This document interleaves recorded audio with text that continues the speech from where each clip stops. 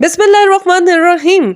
अस्सलाम वालेकुम नाज़रीन, आज आपको एक अच्छी खबर के हवाले से आगाह करते चले। मुल्क की सैर पर जाने वालों को अब रकम भी दी जाएगी। कोविड-19 वबा के बाद लोगों की बड़ी तादाद अब बैनुल अक़वामी सफर कर रही है और कई मुमालिक इसकी तरकीब दे रहे हैं। बड़ा इंकशाफ ये है कि ताइवान ने इनफरादी सयाहों को $165 देने का ऐलान किया जो अपनी तातीलात वहां गुजारना चाहते हैं। दूसरी जानिब ग्रुप की सूरत में आने वाले सयाहों को भी रकम दी जाएगी ताकि वो यहाँ का दौरा कर सके। ताइवान के वज़ीर आज़म ने इसका बाकायदा ऐलान करते हुए कहा, इस साल हुकूमत चाहती है कि कुल 60 लाख सयाह जजीरे पर आएं और इस तादाद को 2025 तक 1 करोड़ तक पहुंचाने का अज़्म है।